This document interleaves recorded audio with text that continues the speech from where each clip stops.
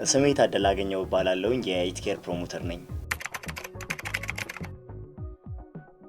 ኢትኬርን ካወቅኩኝ ኦልሞስት 1 አመት ከ2 ወር ሆኖኛል። ምርቶችንም ኢትኬርን ጀምሮ ነው ያወቅኳቸው። 1 አመት ከ2 ወር ማለት ነው።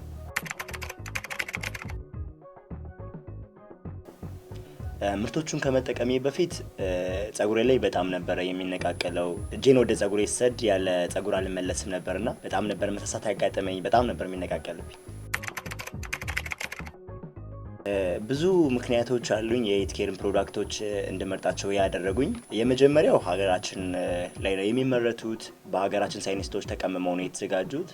ኢቭን የማቃቸው ፋብሪካ ውስጥ የሚሰሩ ልጆች ናቸው ያዘጋጁት ያሉትና እዛው ፋብሪካውም ድረስ ዩኒቨርሲቲያችን እዛ ስለሆነ ያከበር ነው ቦታው ድረስ በመገኘት እኔ ምስክር ስለሆንኩኝ እነዚህ ፕሮዳክቶች ተፈጥሯዊ መሆናቸውን እንድመርጣቸው ያደርገኛል ማለት ነው። ሁሉንም ፕሮዳክቶች እጠቀማለሁ። ነገር ግን መምረጥ ግድ ከሆነብኝ ባዮ9 ትባላለች። 9 ኢንግሪዲየንት ነው ያላት። በጣም ወድጀውም ደስ ያለኝም የምጠቀመው ፕሮዳክት ነው። ኢትኬርን ከጀመርኩኝ 1 አመት ከ2 ወር ሆኖኛል። ምንም ሳላቋርጥ ዴይሊ የምጠቀመው ፕሮዳክት ነውና ባዮ9 ከመጠቀሚ በፊት ጸጉሬ በጣም ነበር የሚነቃቀለው። ባዮ9 መጠቀም ከጀመርኩኝ በኋላ ግን እነዚህ የሚባሉ ነገሮች ከኔ ርቀዋል ማለት ነው። ባዮ9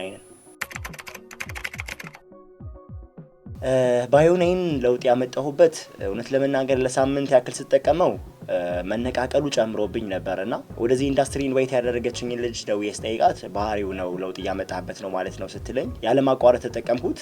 በአንድ ወር ከ15 ቀን ለውጥ አምጥቼበታለሁ። ሁሉም ሰው የሆነ ፕሮዳክት መጠቀም ይፈልጋል። ሁሉም ሰው የዚህ አይነት መፍትሄ ፈላጊ ነውና ብዙ ሰዎች እንደዚህ አይነት ፕሮዳክቶች መጠቀም የማይፈልጉበት ምክንያታቸው ምንድነው? አንደኛ የማያውቁትን ነገር መሞከር አይፈልጉም። ምክንያቱም ሳይድ ኢፌክት ይኖረዋል፣ ሊበላሽብኝ ይችላል ብለው በማሰብ ማለት ነው። እቺ ባዮ9 እና መሰሉ ፕሮዳክቶች የሚመረቱበት ቦታ ድረስ በመገኘት ከምንም ነገር የጸዳ ኦርጋኒክ የሆኑ ነገሮች ፕሮዳክቶች ብቻ ስለሆነ የሚመረቱት ማንንም ሰው ያለ ማንገራገር ያለ ፍርሃት መጠቀም እንደሚችል አሰ ፕሮሞተር ሳይሆን አሰ ከስተመር ማውራት እችላለሁኝ ነኝ። ይጠቀሙ፣ ደስ ያላቸው ባዮ9ን ከኢትኬር